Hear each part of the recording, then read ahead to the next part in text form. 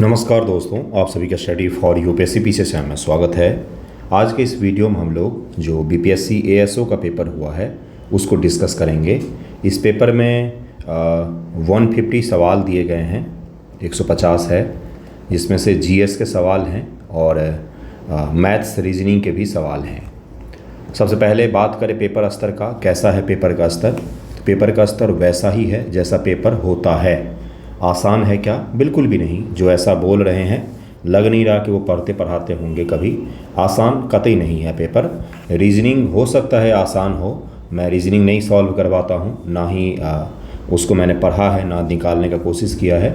लेकिन जीएस के सवाल जो हैं यह मॉडरेट से कठिन स्तर तक के जाएंगे, यह आसान कतई नहीं है। साइंस इतने पढ़ाए हैं मैंने, इतने एमसीक्यू भी सॉल्व करवाए हैं, लेकिन उसके फिर भी ऐसे फैक्ट पूछे गए हैं जो आपको परेशान कर सकते हैं। ख़ास तौर से केमिस्ट्री में सवाल क्या बोला जाए कि भाई न्यूमेरिकल बेस्ड सवाल भी पूछे जाते हैं, जहाँ पर ऑक्सीडेशन संख्या निकालना है, बॉन्ड की लंबाई निकालना है, इस प्रकार के सवाल कॉन्सेप्चुअल पूछे गए हैं। तो यह आसान नहीं होता है। जो नॉन साइंस बैकग्राउंड वाले हैं उनके लिए आसान कतई नहीं होगा पेपर आसान। बाकी करंट अफेयर जो है यह मॉडरेट है और आसान है। कई सारे सवाल आप आसानी से हल कर सकते हैं। हिस्ट्री का सबसे आसान सेक्शन है, हिस्ट्री आसान है बिल्कुल ही। पॉलिटी का जो हिस्सा है वो भी आसान माना जा सकता है, पॉलिटी भी कठिन नहीं है। कठिन क्या है? तो बिहार स्पेशल के कुछ जो सवाल मुझे दिखे हैं ना वो कठिन है। बाकी साइंस कठिन है। और ज्योग्राफी के एक सवाल में रूस के पहाड़ी को श्रृंखला में लगाने के लिए दिया गया है। आप इमेजिन कर सकते हैं, रूस के पहाड़ी को श्रृंखला में लगाने के लिए दिया गया उत्तर से दक्षिण की तरफ में। तो क्या वो आसान होंगे? बिल्कुल भी नहीं। एक दो सवाल है मुझे डाउट हुआ कि कहीं वो गलत तो नहीं है, क्योंकि उसका आंसर नहीं निकल पा रहा है। जो ऑप्शंस दिए गए हैं उस हिसाब से कोई आंसर नहीं निकल पा रहा था। तो सॉल्व करते हैं इसको बंधुओं, एक एक करके हल करते हैं। और इंग्लिश का पेपर कृपया खोल लीजिएगा, क्योंकि यहाँ पर हिंदी इंग्लिश एक साथ इस पर लाना संभव नहीं हो पाता है। मैं पहले ही उसके लिए सॉरी बोल रहा हूँ। एक चीज़ और पहले ही बता देता हूँ, बीपीएससी को लेकर के धारणा मत बनाइएगा इस पेपर को देख करके। बीपीएससी में 150 जीएस के प्रश्न होते हैं। देखिए, अगर इसमें जीएस का हिस्सा कठिन होगा, रीजनिंग और मैथमेटिक्स आसान होगा, तो फिर इस पेपर को मॉडरेट लेवल का माना जाएगा। वहीं आपके पेपर में भी जीएस के 150 सवाल होते हैं और 150 से 150 अलग अलग स्तरों के होते हैं। तो ना तो इस पेपर से ऐसा होना है कि भाई मेरा पेपर पता नहीं ऐसा ही आएगा या इससे भी कठिन आएगा, ना तो ये सोचना है कि इससे आसान आएगा इसी तरह का आएगा। हर पेपर अलग अलग व्यक्ति द्वारा अलग अलग बनाए जाते हैं, हर एग्ज़ाम अलग है, सिलेबस अलग होता है। तो कृपया जो पढ़ रहे थे उसी को रिवाइज कर लीजिएगा, बाकी कुछ भी मत कीजिएगा। ऐसा नहीं कि 2023-24 का करंट अफेयर लेकर के बैठ गए, ऐसा नहीं करना है। ये 2 दिन बचा हुआ है, 2 दिन में जो पढ़ा है कॉन्फिडेंस के साथ उसको रिवाइज कर लीजिएगा। पहला सवाल देखिए क्या है। गुप्त साम्राज्य के दौरान ऊपरी कारा या ऊपरी कर कहा जाता है इसको, ऊपरी कर, यह किसके लिए लगाया जाता था, यह किसके लिए उपयोग किया जाता था? तो सभी विषयों पर क्या बोला जा रहा है, तो इसका आंसर क्या हो जाएगा? सभी विषयों पर लगाया गया एक अतिरिक्त कर होता था, शेष प्रकार का मान सकते हैं आप। ऊपरी से जो कर लगा दिया जाता है उसी को कहा जाता है ऊपरी कारा। ऊपरी कर या ऊपरी कारक शब्द यूज किया जाता था। इंग्लिश को इन्होंने हिंदी करके लिखा है, इसलिए ऊपरी कारा लिख दिया है, ऊपरी कर कहा जाता है इसको। इसका आंसर ए हो जाएगा। यह तो रीजनिंग का सवाल है, इसको हम लोग छोड़ेंगे। अगला सवाल देखिए क्या है कि हाल ही में, दरअसल में हाल ही में जो इनका है ना वो बड़ा ही अनडिफाइंड टाइप का है। यह हाल ही में तो नहीं है, यह 2024 मई का है। 2024 मई का सवाल है और बहुत सारे सवाल इन्होंने पीवाईक्यू से उठा के डाले हैं। हाल ही में संयुक्त राज्य अमेरिका ने निम्न में से किस देश को अपना प्रमुख गैर नाटो सहयोगी के रूप में घोषित किया? तो यह केनिया को घोषित किया गया, केनिया को। इसका आंसर डी हो जाएगा, डी इसका आंसर हो जाएगा। पहला भारतीय वाणिज्यिक बैंक जो पूरी तरह से भारतीयों के स्वामित्व और प्रबंधन में था वह कौन सा था? तो एक बार मैंने चर्चा किया था कि लाला लाजपत राय भी इस बैंक के अध्यक्ष रहे हैं। मैंने बताया भी था, मैंने ये भी बताया था कि यह संपूर्ण रूप से स्वदेशी बैंक था पहला, लाला लाजपत राय जी ने इसको हेड किया था। तो यह पंजाब नेशनल बैंक है, पीएनबी हो जाएगा।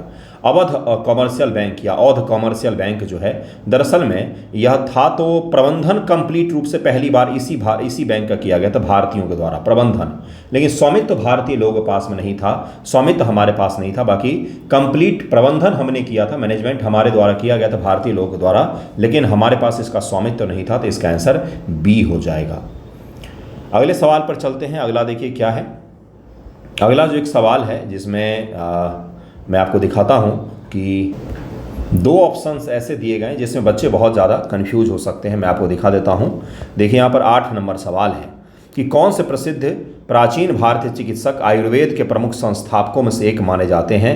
आयुर्वेद के प्रमुख संस्थापकों में से एक माने जाते हैं जिन्होंने संहिता की रचना की। अब यहीं पर बच्चे कंफ्यूज हो जाएंगे कि भाई सुश्रुत जी ने भी तो सुश्रुत संहिता की रचना की थी और ये भी प्राचीन डॉक्टर हैं। पतंजलि तो हटा ही दो, आर्यभट्ट भी हटा दो। चरक है, इन्होंने भी चरक संहिता की रचना की। तब इस दोनों में से आंसर क्या हो जाएगा? क्या बीपीएससी ने गलत दिया है क्या? नहीं, थोड़ा सा यहाँ पर संभलने की चीज़ है, थोड़ा सा यहाँ पर कन्फ्यूजन हो सकता है। दोनों ही संहिता है, सुश्रुत संहिता भी है और चरक संहिता भी है, लेकिन चरक जो हैं इनको आयुर्वेद के संस्थापक के रूप में जाना जाता है। वहीं पर सुश्रुत को सर्जरी के अर्थात शल्य चिकित्सा जो होता है, ऑपरेशन वगैरह जो होता है, उसके संस्थापक के तौर पर देखा जाता है, उसके जन्मदाता के रूप में देखा जाता है। तो इसका आंसर डी होना चाहिए, इसका आंसर डी होना चाहिए, इसका आंसर सबसे सही डी होना चाहिए। अगले सवाल पर चलते हैं। अगला 11 नंबर सवाल है कि 11 नंबर नहीं, अगला है 12 नंबर कि जीडीपी, सीपीआर और आईआईपी के लिए आधार वर्ष को संशोधित कर निम्न में से कितना किया गया है। तो यह 2022, 23, 23, 24 और 22-23 किया गया है, तीनों को क्रमशः। यह फैक्ट में था, न्यूज़पेपर डिस्कशन में हमने इसको किया था। इसका आंसर सी हो जाएगा। अगला है कि लीप वर्ष में, ये तो सारे रीजनिंग है। 15 नंबर सवाल है, एक्सपेक्टेड सवाल है और एमएसएमई की परिभाषा भी आप सभी लोग पढ़ते होंगे। एमएसएमई बजट के दौरान भी चर्चा में रहा है, तो एमएसएमई तो वैसे भी पढ़ते हैं। देखिए यहाँ पर क्या है, पूछा जा रहा है केंद्रीय बजट 25 के अनुसार एमएसएमई के वर्गीकरण का नया मानदंड दिया गया है, कौन सा सही है? तो सूक्ष्म यहाँ पर सही है, लघु भी सही है, मध्यम जो है ना, मध्यम यहाँ पर यह गलत है। 125 करोड़ रुपए का निवेश सीमा है और 500 करोड़ का टर्नओवर है, तो इसका आंसर ए और बी हो जाएगा सही। इसका आंसर ए और बी सही हो जाएगा। मध्यम जो है यहाँ पर गलत दिया हुआ है, मध्यम श्रेणी एमएसएमई में एम जो है यह गलत दिया हुआ है। बिहार में मौर्य काल के बारे में निम्नलिखित कथनों पर विचार कीजिए। जरा यहाँ पर इस सवाल देखिए क्या है कि चंद्रगुप्त मौर्य ने नंद वंश को उखाड़ फेंककर मौर्य साम्राज्य की स्थापना की थी। तो ये तो पहला तो सही होना चाहिए भाई, पहला तो सही होना चाहिए। पहला देखिए तीनों ऑप्शन में है, केवल 1, 2 में भी है, केवल 1 में भी है और इसमें भी है। अशोक के शिलालेख जो बिहार में व्यापक रूप से पाए जाते हैं। अब मुझे ये समझ में नहीं आता कि भाई बिहार में व्यापक रूप से अशोक के शिलालेख कहाँ पर हैं। 1-2 स्तंभ लेख हैं, लेकिन बिहार में अशोक के शिलालेख कोई व्यापक स्तर पर नहीं है।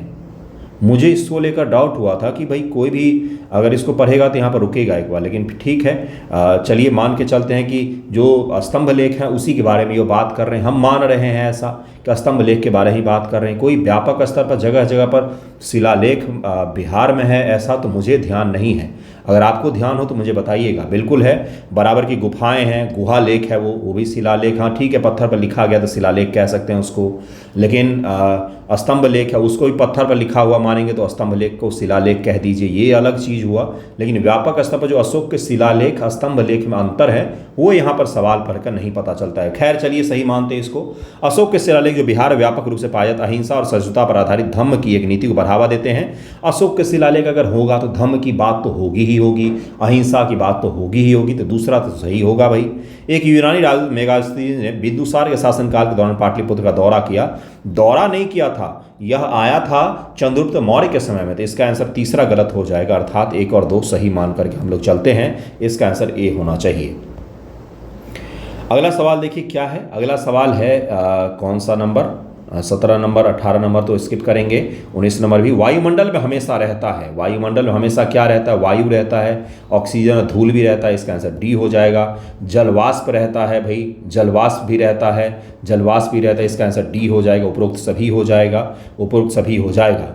म्यूल हंटर एआई की शुरुआत किसके द्वारा किया गया? यह मैंने डेली न्यूज़पेपर डिस्कशन में कई सारे सवाल करवाए हैं। इनफैक्ट आज जो मैं आज 10 तारीख पेपर डिस्कस कर रहा हूँ मैं, कल 9 तारीख को जो मैंने वीडियो अपलोड किया है करंट अफेयर का, उससे 2 सवाल आए हैं कॉपी पेस्ट, आपको मैं दिखाऊंगा।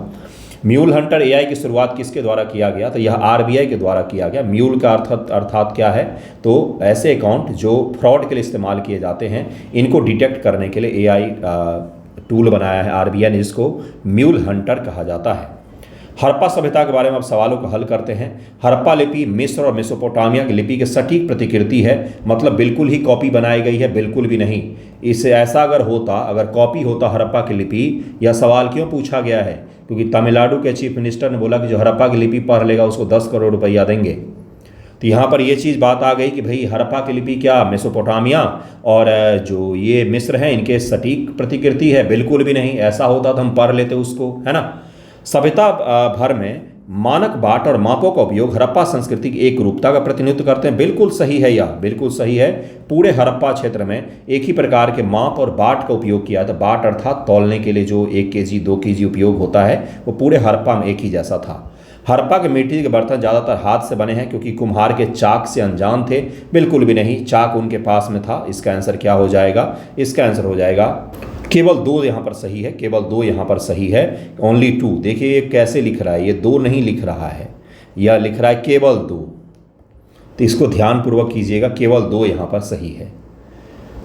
अगला सवाल देखिए क्या है। यदि ऑब्जेक्टिव लेंस की फोकल लंबाई बढ़ाई जाती है, 25 नंबर सवाल है और पूछ रहा है, तो बढ़ाई जाती है तो सूक्ष्मदर्शी की आवर्धन शक्ति बढ़ेगी लेकिन दूरबीन की शक्ति कम हो जाएगी। सूक्ष्मदर्शी की आवर्धन शक्ति कम हो जाएगी लेकिन दूरबीन की शक्ति बढ़ जाएगी। सूक्ष्मदर्शी और दूरबीन दोनों की आवर्धन शक्ति बढ़ जाएगी। मैग्नीफाइंग पावर जिसको कहा जाता है। सूक्ष्मदर्शी और दूरबीन, एक है माइक्रोस्कोप और एक है आपका टेलीस्कोप, इन दोनों के बारे में पूछा जा रहा है। क्या यह सवाल आसान है? यह सबसे कठिन सवाल था आज का। माइक्रोस्कोप का क्या होता है भाई? L/F0 इंटू D/F होता है, ये फॉर्मूला होता है। इसी प्रकार से टेलीस्कोप का क्या होता है? F0/F होता है। F0 यहाँ पर क्या है? तो लेंस की फोकल लेंथ है और F क्या है? तो जो आँख में लगाने वाला हिस्सा होता है उसका फोकल लंबाई है और इसके आधार पर इसका आंसर निकालना है। यकीन मानिए बहुत कठिन सवाल है, इसको पूरा हल करके कंपैरिजन करना पड़ता है तब जाके इसका आंसर निकलता है। इसका आंसर बी हो जाएगा। सूक्ष्मदर्शी की आवर्धन शक्ति तो कम हो जाएगी लेकिन दूरबीन की आवर्धन शक्ति बढ़ जाएगी। इसका आंसर बी हो जाएगा। अगले सवाल पर चलते हैं कि निम्न से कौन सी रिपोर्ट WTO के द्वारा प्रकाशित नहीं की जाती है? तो विश्व निवेश रिपोर्ट जो है, वर्ल्ड इन्वेस्टमेंट रिपोर्ट जो है, यह अंकटाड के द्वारा UNCTAD एक संस्था है UN की, अंकटाड इसके द्वारा प्रकाशित की जाती है, जिसमें बताया जाता है कौन से देश दुनिया में टॉप निवेश गेनर हैं या जिनके यहाँ पर निवेश बिल्कुल भी नहीं आता। इस प्रकार की रिपोर्ट जो आप पढ़ते हैं वो अंकटाड के द्वारा प्रकाशित किया जाता है।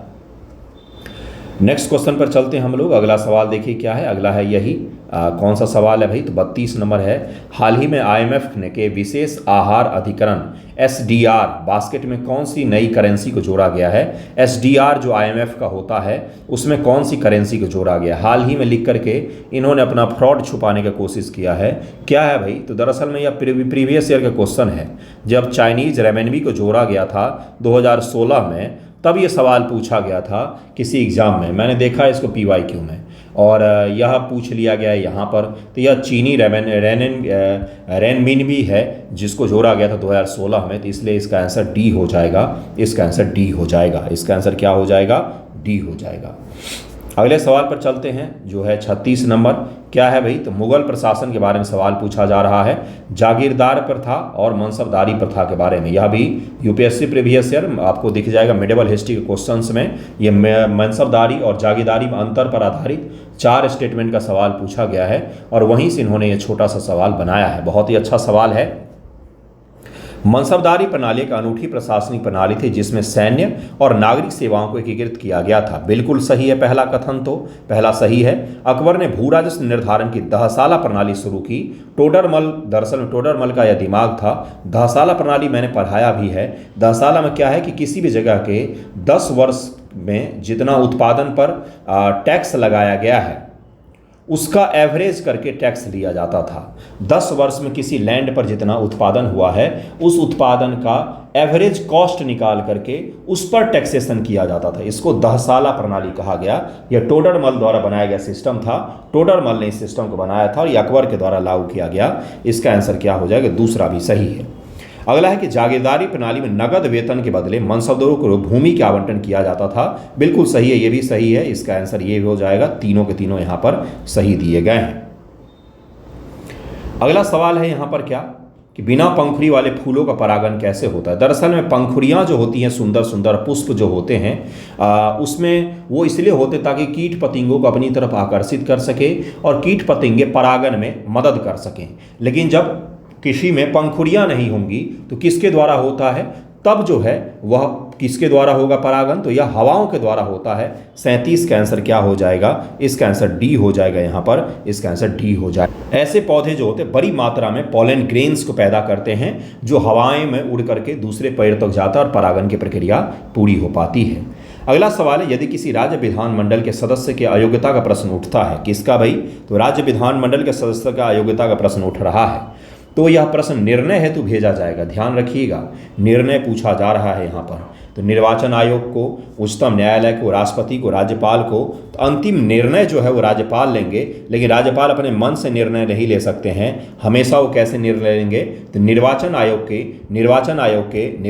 के सलाह के आधार पर लेंगे। इसका आंसर डी हो जाएगा, इसका आंसर डी हो जाएगा। अगला सवाल देखिए क्या है, ग्लास को सबसे अच्छी तरह से वर्णित किया गया है। ग्लास के बारे में पूछा जा रहा है कि ग्लास को सबसे अच्छी तरह से वर्णित किया गया है, इसके बारे में पूछा जा रहा है। तो 40 का आंसर क्या हो जाएगा भाई, 40 का आंसर हो जाएगा बी हो जाएगा, बी हो जाएगा। इसको क्या कहा जाता है, सुपर कोल्ड लिक्विड भी कहा जाता है, इसको सुपर कोल्ड लिक्विड भी कहा जाता है। इसका क्या तात्पर्य होता है भाई, देखिए इसमें बता देता हूँ। इसे बनाने के लिए पिघले हुए सिलिका को जब बहुत तेजी गति से ठंडा किया जाता है, जिससे अणुओं को क्रिस्टल संरचना व्यवस्थित होने का समय नहीं मिल पाता है, तो वे एक ठोस की तरह कठोर हो जाते हैं, लेकिन अपनी आंतरिक संरचना में वह तरल ही बना हुआ रहता है संरचना के रूप में। तो इसीलिए इसको अशीतित विलयन भी कहा जाता है। इसका आंसर बी हो जाएगा।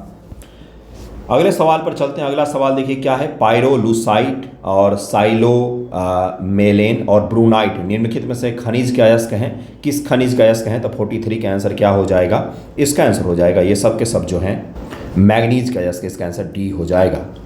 निम्न से कौन सा भिन्न है, यह काफ़ी कठिन सवाल है। आपको देखने में भले आसान लगेगा, लेकिन यह सवाल कतई आसान नहीं है, क्योंकि पेरिस फ्रांस की राजधानी है, मैड्रिड स्पेन की है, लंदन यूके की राजधानी है, बर्लिन जो है जर्मनी की राजधानी है। लेकिन किस प्रकार से अलग है, तो देखिए इस प्रकार से भी कह सकते हैं, ये तीनों जो हैं कौन, ये दोनों और ये यूरोप मेनलैंड पर हैं, जबकि यह एक द्वीपीय देश की राजधानी है। इस प्रकार से भी अलग हो सकता है। एक और तरीका है, इन सभी जगहों पर यूरो करेंसी के रूप में चलता है, जबकि यहाँ पर पाउंड स्टर्लिंग जो है वो करेंसी के रूप में चलता है, तो इसलिए भी यह अलग हो जाएगा। तो इसका आंसर कहीं से भी सी ही उसका आंसर होगा, इसका आंसर सी हो जाएगा।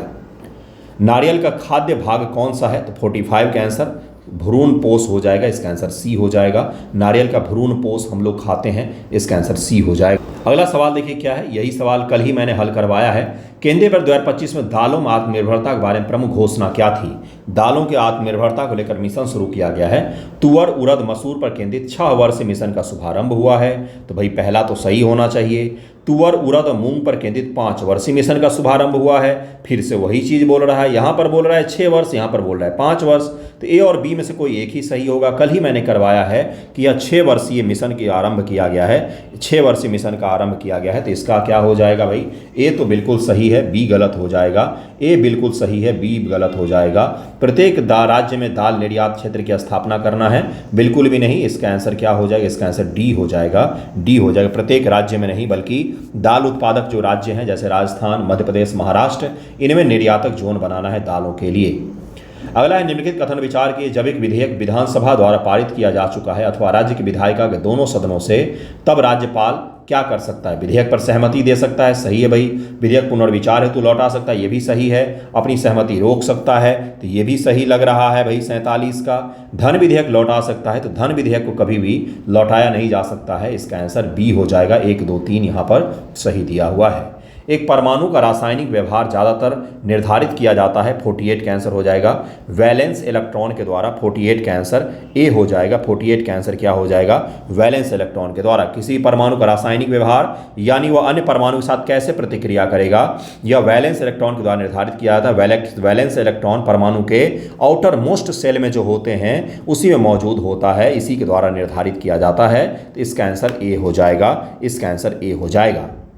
अगला सवाल है कि बजट 2025 के अनुसार केंद्र सरकार के व्यय के बारे में कौन सा कथन सत्य दिया हुआ है। भारत सरकार जो कहां पर पैसा खर्च करती है उसको क्रम में लगाने को दे दिया गया है। और क्या है, कठिन सवाल है नहीं, ये एक्सपेक्टेड टॉपिक है। बजट सर्वे से जुड़े हुए सवाल पूछे जाने की कंप्लीट संभावनाएं हैं। रटे रटाए आंकड़े आधारित ही सवाल पूछे जाएंगे, ऐसा आप सोच करके बैठे हुए हैं। आपसे वो एनालिसिस भी पूछ सकता है, विश्लेषण पूछेगा कि बताइए कौन से इसमें बढ़ते क्रम में होंगे, कौन से घटते क्रम में होंगे। तो इसको कठिन मत बोलिएगा। बाकी सवाल में सही है भाई, साइंस सही है, कठिन है, लेकिन यह कठिन नहीं है। आपको इसका आंसर निकालना चाहिए। देखिएगा इसका आंसर क्या हो जाता है। 50 का वैसे मेरे हिसाब से आंसर ए होना चाहिए। सबसे ज़्यादा व्यय जो करता है भारत सरकार वो ब्याज पर करता है, ब्याज देने पर, फिर राज्य कर और शुल्क पर, फिर केंद्रीय क्षेत्र की योजनाओं पर, फिर केंद्र प्रायोजित योजनाओं पर। इसका आंसर ए हो जाएगा। 51 है, एंजियोस्पर्म में जाइलम का निर्माण किसके द्वारा होता है? तो 51 का आंसर क्या हो जाएगा? सी हो जाएगा। वाहिकाएं और रेशों के द्वारा किया जाता है। इसको क्या कहा जाता है? इसको अमृत बीजी कहते हैं गुरु बंधुओं, अमृत बीजी इसको कहा जाता है। और जाइलम का निर्माण पूछ रहा है किसके द्वारा होता है। वाहिकाएं जो होती हैं ये लंबी पतली नुकीली सिरों वाली कोशिकाएं होती हैं, और वाहिकाएं होती है, एक वाहनिकाएं भी होती हैं, और जाइलम रेशे भी होता है। तो अलग अलग हिस्से मिलकर बनाते हैं। यह कठिनतम सवाल था, इसका आंसर सी हो जाएगा। साइंस कठिन पूछा है, बाकी पॉलिटी, इकोनॉमिक्स और हिस्ट्री के सवाल मॉडरेट लेवल के पूछे गए हैं। साइंस तो वाकई कठिन पूछा गया है, ऐसे कठिन है कि आपको सोचना पड़ेगा, सवाल निकालना पड़ेगा उसको बैठ के। शाहजहाँ का प्रसिद्ध मयूर सिंहासन 1739 में किसके द्वारा ले जाया गया था? तो यह फारसी आक्रमणकारी नादिर शाह का आक्रमण मोहम्मद शाह रंगीला के समय में हुआ था, और वही अपने साथ यह ले गए। अगला देखिए 55 नंबर सवाल, किस देश ने भारत को हथियारों और रक्षा संबंधी वस्तुओं के निर्यात पर पूर्ण प्रतिबंध लगाया है? जरा कॉमन सेंस अप्लाई कीजिए। क्या कतर के साथ हमारे इतने खराब संबंध है कि वो हमें कुछ बेचेगा नहीं डिफेंस के प्रोडक्ट? रूस हो ही नहीं सकता। यूएई के साथ भी हमारे अच्छे संबंध है। किसके साथ हमारे संबंध अच्छे नहीं हैं? तो इसका आंसर हो जाएगा तुर्की। इसका आंसर ए हो जाएगा। अगला है कोपेन जलवायु वर्गीकरण योजना के अनुसार बिहार मुख्यतः किस प्रकार की जलवायु में है? तो CWG इसका आंसर हो जाएगा। 57 का आंसर क्या हो जाएगा? इसका आंसर ए हो जाएगा। अगला है कि प्रकाश विद्युत चुंबकीय तरंग होती है, यह सिद्धांत किसने दिया था? जेम्स क्लार्क मैक्सवेल ने दिया था। इसका आंसर सी हो जाएगा। पौधों में शीर्षस्थ प्रभुत्व के संबंध में निम्नलिखित कौन सा कथन सत्य है? तो 59 का आंसर क्या हो जाएगा? इसका आंसर हो जाएगा ए। शीर्षस्थ कलियों को हटाने से पार्श्व कलियों की वृद्धि में को बढ़ावा मिलता है। इसका आंसर ए हो जाएगा। इसका आंसर ए हो जाएगा। मानव विकास रिपोर्ट SDI 2025 के बारे में से कौन सा कथन सत्य नहीं है? मानव विकास रिपोर्ट 2025 का विषय ग्रिड लॉक को तोड़ना, ध्रुवीकृत दुनिया में सहयोग की पुनर्कल्पना, क्या यह था इस बार का 60 का? क्या यह सही लग रहा है आपको? मानव विकास का क्या यही था? अगला देखिए क्या है कि मानव विकास सूचकांक भारत का स्थान 134 है, तो यह इसका आंसर क्या हो जाएगा? भारत का स्थान सत्य नहीं पूछा गया है, तो इसका आंसर क्या हो जाएगा? कि इस बार का जो थीम था वो था a matter of choice, people and possibility in the age of AI। ये इस प्रकार इस बार का थीम रखा गया था। और भारत की जो रैंकिंग है उसमें सुधार हुआ है, और भारत की रैंकिंग 130वें स्थान पर पहुंच गया है। भारत 2022 में भारत 133वें स्थान पर था, तो ये भी इसमें सुधार हुआ है। और हाल ही में यह कब जारी किया गया है? तो यह 7 मई 2025 ईस्वी को मेरे हिसाब से मई महीने में जारी हुआ है। तो मई का यह करंट पूछा जा रहा है, तो इसका आंसर क्या हो जाएगा? गलत पूछा जा रहा है, सत्य नहीं। तो इसका आंसर डी होना चाहिए मेरे हिसाब से। एक बार आप भी देख लीजिएगा, ये नहीं है, इसका आंसर डी होना चाहिए। इसका आंसर डी होना चाहिए।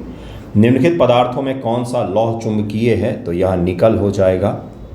अगला है कि एक संसद सदस्य नहीं पूछ सकता है एक प्रश्न जो तारांकित है, एक प्रश्न जो न्यायालय में विचाराधीन है, तो इसका आंसर बी हो जाएगा। 2 संख्याएं 3 संख्याएं ये तो अपने काम का नहीं है। अगला सवाल देखिए क्या है। हाँ, ये रहा। यहाँ पर प्रक्रियाएं दी गई हैं और उसके सामने परिभाषा या उदाहरण दिया गया है।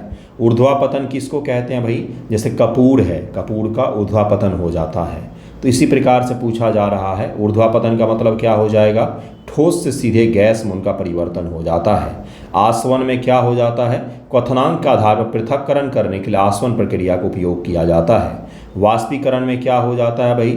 वाष्पीकरण में क्या हो जाता है? तो क्वथनांक से नीचे तरल जो है गैस में परिवर्तित हो जाता है। 3 का 5 हो जाएगा, तो इसका आंसर सी हो जाएगा। पहले का आंसर 2, दूसरे का आंसर पहला हो जाएगा, तीसरे का 5वां हो जाएगा, चौथे का आंसर 4 हो जाएगा, और 5वें का आंसर 3 हो जाएगा। संघनन में गैस से तरल बन जाता, हम लोग पढ़ते हैं ना कि संघनित होने के पश्चात से यह बारिश होता है, तो इसका आंसर सी हो जाएगा। निम्न से कौन सा जलवायु क्षेत्र 40 से 60 डिग्री अक्षांश के आसपास, तो शीतोष्ण का क्षेत्र होता है, या 65 का डी हो जाएगा। विजयनगर साम्राज्य के बारे में यहाँ पर सवाल पूछा जा रहा है। विजयनगर साम्राज्य की स्थापना हरिहर प्रथम बुक्का प्रथम ने किया था, सही है। तुलु वंश के महानतम शासक कृष्णदेव राय तेलुगु में अमुक्त माल्यद की रचना करते हैं, ये भी सही है। विजयनगर की राजधानी हम्पी शहर को तालीकोट्टा के युद्ध में, या इसको क्या कहा जाता है भाई, इसको कहा जाता है राक्षसी तांगरी का युद्ध भी इसको कहा जाता है। इसमें उसको लूट लिया गया था। तो यहाँ पर सभी कथन सही दिए गए हैं। अगला सवाल है कि 2024-25 के लिए एशियाई आपदा तैयारी केंद्र की अध्यक्षता किस देश ने संभाली है। तो दरअसल में ये भारत ने संभाला है। अभी इसकी अध्यक्षता चीन से भारत ने ग्रहित किया है, तो ये भी याद रखिएगा। इसका आंसर ए हो जाएगा। अगला सवाल है कि भारतीय राष्ट्रीय हल्दी बोर्ड का मुख्यालय कहाँ पर है। तो 70 का आंसर क्या हो जाएगा, निजामाबाद तेलंगाना में यह स्थित है। इसका आंसर डी हो जाएगा। अगला है, फिर से वो पेज रिपीट हो गया था। यदि धारा दोगुनी हो जाए तो कितनी अधिक ऊष्मा उत्पन्न होगी। तो 71 का आंसर हो जाएगा डी, मूल राशि का 4 गुना। अगला सवाल है, कुंवर सिंह ने किस अंग्रेज कप्तान के खिलाफ अपना अंतिम युद्ध लड़ा था। तो ले ग्रैंड इनका नाम है। इसका आंसर डी हो जाएगा। अगला है कि यह सवाल रिपीट हुआ है, डीएसओ में भी पूछा गया था। यह सवाल सेम टू सेम वही सवाल पूछा गया है। बढ़ती आवृत्ति के संदर्भ में विद्युत चुंबकीय वर्णक्रम का सही आरोही क्रम क्या होगा। मतलब आपसे क्या पूछ रहा है, तो फ्रीक्वेंसी के लिए पूछ रहा है। तो सबसे ज़्यादा गामा रेज का, फिर अल्ट्रा वायलेट का, फिर विजिबल का, फिर इंफ्रारेड का, फिर रेडियो का आ जाएगा।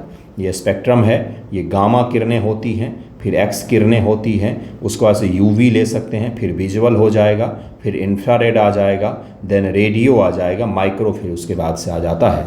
इसका आंसर सी हो जाएगा। सी हो जाएगा। वेवलेंथ इधर से इधर जाएंगे तो बढ़ता जाएगा, और फ्रीक्वेंसी इधर से इधर जाएंगे तो कम होता जाएगा। इसका आंसर सी हो जाएगा। किसी एक न्यायाधीश को एक से दूसरे उच्च न्यायालय में स्थानांतरित करने की शक्ति प्राप्त है। तो भारत के राष्ट्रपति को प्राप्त है। इसका आंसर सी हो जाएगा। भारत के राष्ट्रपति को प्राप्त है। वैसे कॉलेजियम जो रिकमेंड करता है ना, उसके आधार पर राष्ट्रपति यह करते हैं। निम्न से कौन सा कथन गलत दिया हुआ है।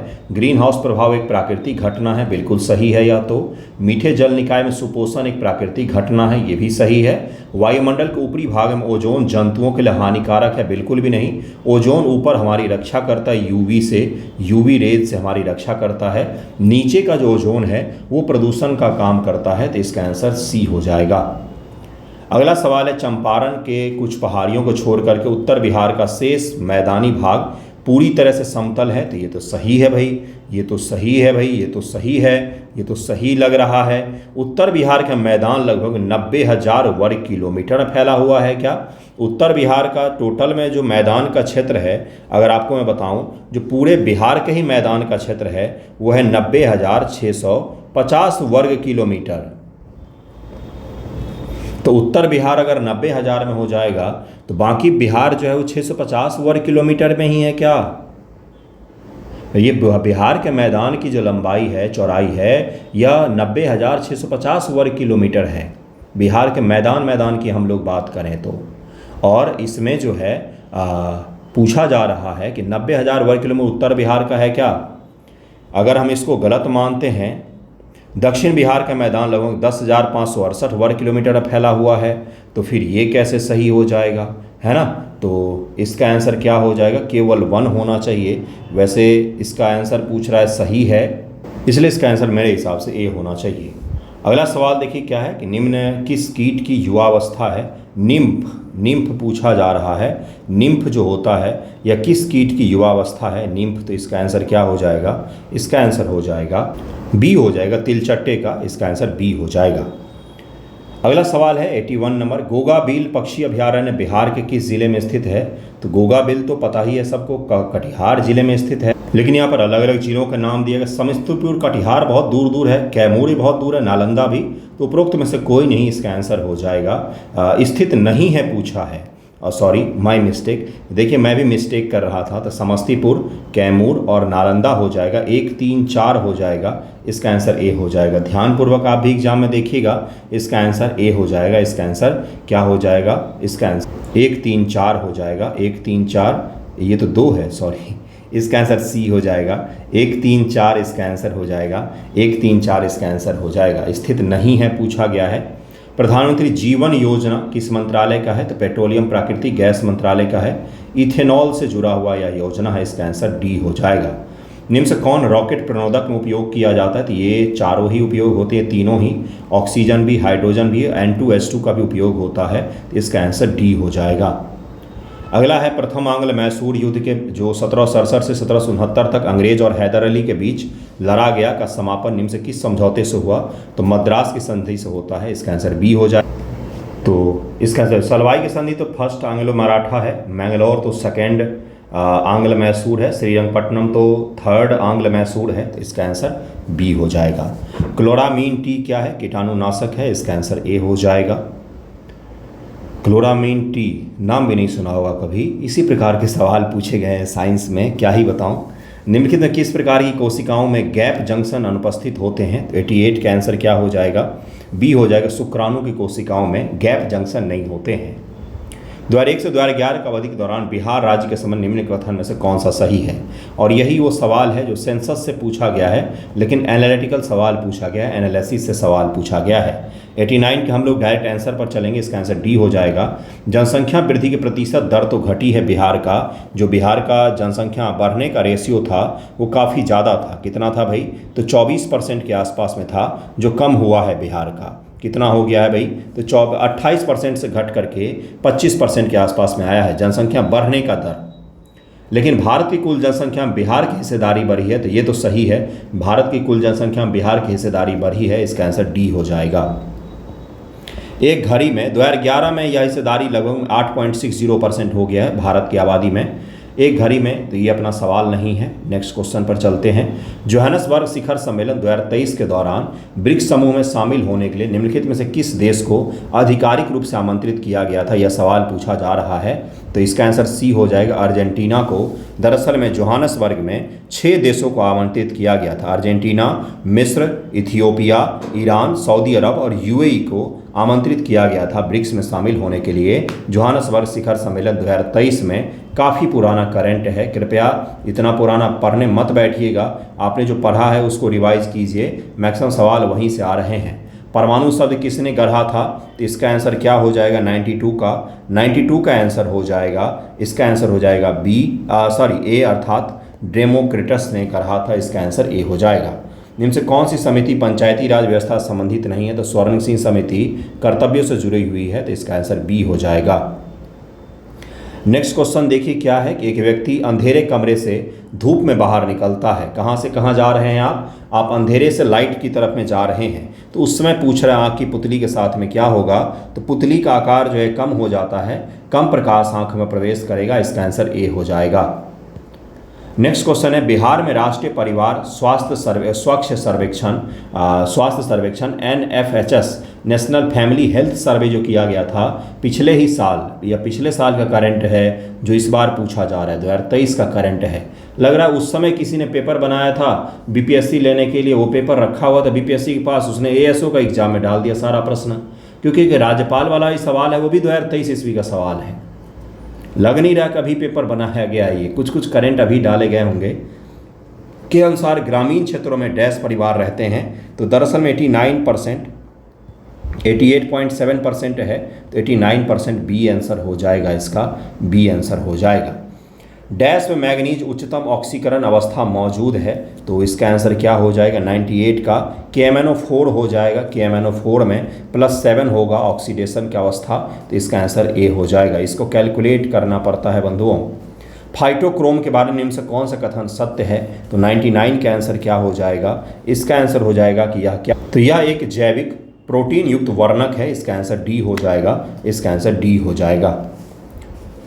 अगला सवाल है कि निम्न से किस भारत सरकार अधिनियम या भारतीय परिषद अधिनियम ने 3 अलग अलग प्रेसिडेंसी को एक सामान्य प्रणाली में लाया? तो सबसे पहली बार 1773 एक्ट रेगुलेटिंग के तहत में बंगाल प्रेसिडेंसी के अंदर में कर दिया गया। किसको? तो मद्रास प्रेसिडेंसी को। और कौन सा? तो जो महाराष्ट्र का मुंबई प्रेसिडेंसी था, बॉम्बे प्रेसिडेंसी, उन सभी को बंगाल के अंतर्गत में कर दिया गया। तो मद्रास, बम्बई और बंगाल तीनों को इसमें लाया गया। तो इसका आंसर डी हो जाएगा। बंगाल का गवर्नर जनरल बनाया गया था इसी में। सवाल के लिए गलत कथन को खोजें, 102 नंबर सवाल है, जरा देखिए इसका आंसर क्या हो जाएगा। मैनीटोन लाल शैवाल का एक खाद्य भंडार है, यहाँ पर यह सी गलत हो जाएगा, सी गलत हो जाएगा। 104 नंबर है कि 2024 में सुरक्षित एआई विकास को बढ़ावा देने के लिए यूएसए और यूके सहित 25 से अधिक देशों ने कृत्रिम बुद्धिमत्ता पर किस अंतर्राष्ट्रीय समझौते पर हस्ताक्षर किया था। दरअसल में है तो यह काफ़ी पहले का करंट, लेकिन हाल ही में फरवरी में प्रधानमंत्री जी गए थे फ्रांस की यात्रा पर, जहां पर एआई समिट हुआ था बहुत बड़ा, और मैंने उस दौरान बताया भी था कि यहां से सवाल पूछा जाएगा आपसे। तो इसको ब्लेचली घोषणा कहते हैं। कल के करंट अफेयर वीडियो में मैंने यह डिटेल में पढ़ाया है, कल के करंट अफेयर वीडियो मैंने पढ़ाया है, इसको जाकर के देखिएगा एक बार। अगला सवाल है कि ग्लाइकोजन मुख्यतः मानव के किन अंगों को संग्रहित करता, किन अंगों में संग्रहित होता है। इसका आंसर हो जाएगा यकृत और मांसपेशियों में, इसका आंसर बी हो जाएगा। जब शरीर में अतिरिक्त ग्लूकोज होता है तो ग्लाइकोजन में परिवर्तित होकर भविष्य में ऊर्जा आवश्यकता के लिए खुद को स्टोर कर लेता है। प्राकृतिक रबर, जो रबर के पेड़ हीवियई, ये बड़ा सा नाम लिखा हुआ है, इसे प्राप्त होता है, वह निम्न से किससे बना होता है। तो 107 का आंसर क्या हो जाएगा, 107 का आंसर हो जाएगा ए, सिस पॉली आइसोप्रीन का बना होता है, इसका आंसर ए हो जाएगा। राष्ट्रीय परिवार स्वास्थ्य सर्वेक्षण 5 2019 से 2021 के अनुसार बिहार में कितने प्रतिशत परिवार पक्के मकान में रहते हैं। 108 का आंसर क्या हो जाएगा, इसका आंसर हो जाएगा 2/3 लोग पक्के मकान में रहते हैं, इसका आंसर बी हो जाएगा। कठोर जल में निम्न से कौन से तत्व अधिक मात्रा में पाए जाते हैं कठोर जल में। तो इसका आंसर क्या हो जाएगा, कैल्शियम और मैग्नीशियम पाया जाता है, इसका आंसर सी हो जाएगा। अगला सवाल, इनसे कौन सा अन्य से भिन्न है। तो यह तो अपने काम का नहीं, वह बिंदु जिसे जहाँ प्रकाश संश्लेषण की दर श्वसन की दर के बराबर होती कहलाता है, उस बिंदु को क्या कहा जाता है। तो इसका आंसर हो सी, अर्थात क्षतिपूर्ति बिंदु उसको कहा जाता है। 112 नंबर सवाल है कि एक नगरपालिका गठन करने हेतु निर्वाचन इसके विघटन से 6 माह की अवधि पूर्ण होने से पूर्व ही पूरा हो जाएगा। एक नगरपालिका गठन करने हेतु निर्वाचन इसकी समाप्ति अवधि से 3 माह पूर्व हो जाना चाहिए। यहाँ पर बोल रहा है 6 महीने पहले हो जाना चाहिए, यहाँ पर बोल रहा है 3 महीने पहले हो जाना चाहिए। समय से पूर्व विघटित नगरपालिका के कारण गठित नगरपालिका केवल शेष बचे हुए समय तक ही चलेगा, है ना। अगला देखिए क्या है, अगला दिया हुआ है यहाँ पर कि यदि एक नगरपालिका अपनी अवधि से पूर्व विघटित हो जाती है तो नई नगरपालिका 5 वर्षों के लिए गठित होती है। नई नगरपालिका जो है शेष बचे हुए समय के लिए गठित होती है। तो चौथा भी यहाँ पर गलत हो जाएगा और चौथा भी गलत हो जाएगा, इसका आंसर हो जाएगा बी, अर्थात 1 और 3 तो यहाँ पर सही है, 1 और 2 तो कभी सही हो ही नहीं सकते क्योंकि दोनों अलग अलग हैं। तो इसका आंसर क्या हो जाएगा, इसका आंसर हो जाएगा बी, 1 और 3 यहाँ पर सही दिया हुआ है। बायोफाइट्स को वनस्पति जगत के उभयचर क्यों कहा जाता है। तो इसका आंसर क्या हो जाएगा, 113 का आंसर हो जाएगा सी, अर्थात उन्हें लैंगिक प्रजनन के लिए पानी की आवश्यकता होती, इसीलिए इनको उभयचर कहा जाता है। निम्न से कौन समूह में नहीं आता है। तो गोरैया, चमगादड़, कबूतर और चील दिया हुआ है। तो देखिए यहाँ पर चमगादड़ जो है यह स्तनपायी जीव होता है उड़ते हुए भी, बाकी गोरैया, कबूतर, चील जो हैं ये तीनों जीव होते हैं। किण्वन प्रक्रिया की तीनों चिड़ियाँ होती हैं। किण्वन प्रक्रिया का खोज लुई पास्चर ने किया था। इंडो पैसिफिक रणनीतिक सहयोग बढ़ाने के लक्ष्य को लेकर के मैरीटाइम सिक्योरिटी डायलॉग 2024 किन 2 देशों के बीच में संपन्न हुआ। तो भारत और फ्रांस के बीच में संपन्न हुआ। 116 का आंसर डी हो जाएगा। अगला सवाल है कि निम्नलिखित में से कौन सा कथन बिहार में जनगणना 2001 और 2011 के बीच लिंगानुपात के संबंध में सही है। तो 117 का आंसर क्या हो जाएगा, इसका आंसर हो जाएगा सी, कुल लिंगानुपात और बाल लिंगानुपात दोनों ही बढ़े हैं, तो इसका आंसर सी हो जाएगा। आंख के लेंस की फोकल दूरी किसके नियंत्रण में होती है। तो 119 का आंसर हो जाएगा डी, सिलियरी बॉडी के नियंत्रण में होती है, इसका आंसर डी हो जाएगा। अगला शब्द दिया हुआ है कि निम्नलिखित में से कौन सा औषधि पौधा कुछ प्रकार के कैंसर के इलाज के लिए उपयोगी होता है, या एनसीईआरटी बेस्ड फैक्ट पूछा गया है। तो हिमालयन यू इसका आंसर हो जाएगा। अगला सवाल है निम्न से कौन सा अन्य से भिन्न है। तो यह तो अपने काम का नहीं है। Order of the saint Andrew the apostle पुरस्कार यह रूस का पुरस्कार है जो हाल ही प्रधानमंत्री जी को दिया गया। पिरेनीज पर्वत किसके मध्य भाग में स्थित है। तो 127 का आंसर हो जाएगा ए, स्पेन और फ्रांस के बीच में पिरेनीज। कार्बन बंध की लंबाई सबसे अधिक किस में होती है। तो जितना ज़्यादा बंध होगा उसमें लंबाई उतनी ही कम हो जाएगी। तो ट्रिपल बॉन्ड में सबसे कम, डबल बॉन्ड में उससे कम, उससे कम, और सिंगल बॉन्ड में सबसे ज़्यादा लंबाई। तो CH3 इसका आंसर हो जाएगा, इसका आंसर बी हो जाएगा। 2 कार्बन है सिंगल बॉन्ड जुड़े हुए, उनसे 3 हाइड्रोजन जुड़े हुए थे। यहाँ पर कोई भी डबल बॉन्ड नहीं है, इसलिए इसकी लंबाई सबसे ज़्यादा होगी। निम्न से कौन सा एक युग्म सुमेलित नहीं है, पूछा जा रहा है। तो राज्य के किसी विषय पर संसद की विधि निर्माण की शक्ति 248 नहीं 249 में है, और यह विधि निर्माण की शुरुआत केवल राज्यसभा में किया जाएगा। इसका आंसर डी हो जाएगा। निम्नलिखित में कौन सी भक्षक कोशिकाएं हैं, तो 130 का आंसर हो जाएगा डी, न्यूट्रोफिल और मैक्रोफेज। इसका आंसर डी हो जाएगा। अगला सवाल है कि आपराधिक मामलों में से संबंधित उच्चतम न्यायालय का अपीलीय क्षेत्राधिकार सीमित है। उच्च न्यायालय का ये इसमें ज़्यादा है।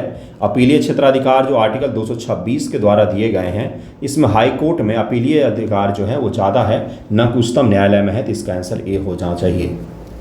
प्रकाश संश्लेषण में रूबिस्को एंजाइम की क्या भूमिका होती है, तो 134 का आंसर हो जाएगा डी। यह कार्बोहाइड्रेट्स बनाने के लिए कार्बन डाइऑक्साइड को स्थिर करता है। इसका आंसर डी हो जाएगा।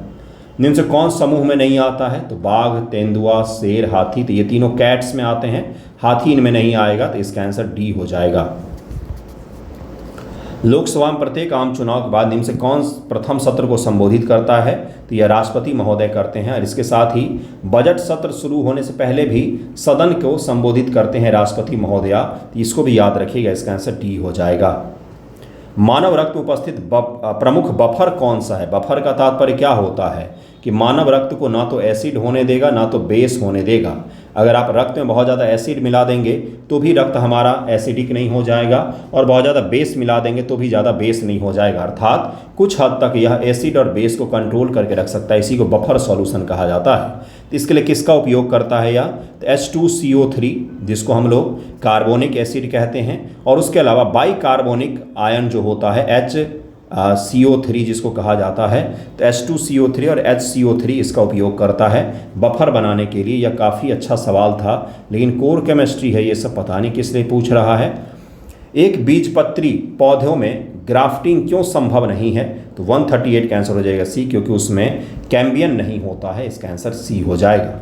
जल प्रदूषण के नेम से कौन सा प्राथमिक उपचार है, तो इसको कहा जाता है तलछट की प्रक्रिया, सेडिमेंटेशन कहा जाता है। जल प्रदूषण के नेम से सबसे पहला उपचार यही होता है। परम उफा कोई विश्वेव खान दुनिया में लोकप्रिय स्थान क्यों है, तो यह पेट्रोलियम के खाने हैं और यह रूस में है। रूस के रिफाइनरी पर दरअसल में अटैक हुआ था, इसके कारण से चर्चा में था यह जगह। इसका आंसर डी हो जाएगा। हाल ही में अन्वेषण लाइसेंस धारकों के लिए आंशिक अन्वेषण व्यय की प्रतिपूर्ति योजना भारत के निम्नलिखित मंत्रालय से किस मंत्रालय ने आरंभ किया है, तो यह खान मंत्रालय ने शुरू किया है। मोनू शहर साइकिल लेकर जा रहा है, जाने दीजिए मोनू को। अगले सवाल पर चलते हैं। अगला सवाल देखिए क्या है। पीएच सूचक लिटमस निम्नलिखित में किस स्रोत से प्राप्त होता है, लाइकेन से होता है। बहुत बार हमने किया, आसान था या। लोकसभा के प्रत्येक आम चुनाव, ये तो पेपर फिर से रिपीट हो गया, यहाँ आ गए हम लोग। देखिए क्या है अगला सवाल, ये सवाल है, इसका आंसर तो वैसे डी होगा। आरिफ मोहम्मद खान केरल के थे, लेकिन पता नहीं किस हिसाब से अभी तो बिहार के हैं। ठीक है चलिए, जब क्वेश्चन सेट किया होगा 1 महीना पहले के हिसाब से बनाते हैं, तो भी बिहार के ही थे वो। ये जनवरी से पहले क्वेश्चन सेट किया हो गया होगा, क्योंकि हाल फिलहाल में तो आरिफ मोहम्मद खान राज्यपाल नहीं बने, अब तो उनको भी बने हुए कई दिन हो गए भाई, है ना। तो इसका आंसर तो डी दिया हुआ है, लेकिन ठीक है मेरे हिसाब से इसका हटा देना चाहिए मूल्यांकन से इसको। दाब की, या तो फिर सवाल ऐसे देते कि कौन किस राज्य के राज्यपाल रहे हैं, इस प्रकार से देता सवाल, तो फिर ये सही हो जाता, है ना। ऐसे अगर लैंग्वेज देखेंगे तो बहुत सारे सवाल में लैंग्वेज गलत है। दाब की वही आयाम होती है जैसा कि ऊर्जा प्रति इकाई आयतन। इसका आंसर ए हो जाएगा।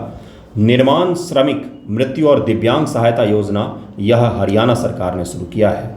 निम्न से कौन सा विकल्प एशिया में उत्तर से दक्षिण पर्वतों का सही क्रम है, तो यह रूस और उत्तर के जो भाग हैं उनके पर्वतों का क्रम पूछा है। तो 150 का आंसर क्या हो जाएगा, इसका आंसर हो जाएगा ए, अर्थात कोलिमा, चर्स्की, एस्टेनोवाई और याब्लोनोवी, ये सब क्रम हैं पर्वतों के।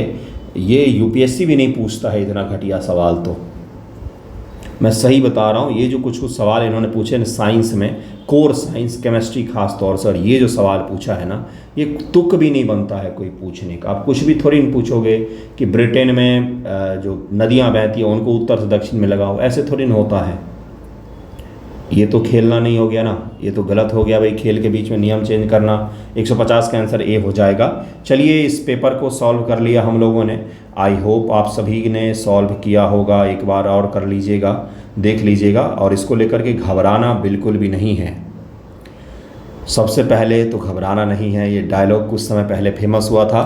घबराइएगा बिल्कुल मत। अपना तैयारी जो आपने किया है वही बेस्ट है, उसी को रिवाइज करिए, भटकिए मत। आप नेशनल फैमिली हेल्थ सर्वे का डेटा पूछा तो लगे उसको पढ़ने, ऐसे काम नहीं होता है गुरु। वो सर्वे पूछ चुका है, 2-2, 3-3 सवाल पूछा, तो क्या वही पूछेगा क्या? कोई ज़रूरी नहीं है। तो जो आपने पढ़ा है उसको रिवाइज करिए, नए चीज़ों को पढ़ने से बचना चाहिए। ठीक है, देख लीजिए फैमिली हेल्थ सर्वे का डेटा अगर देखना हो तो। थैंक यू सो मच आप सभी।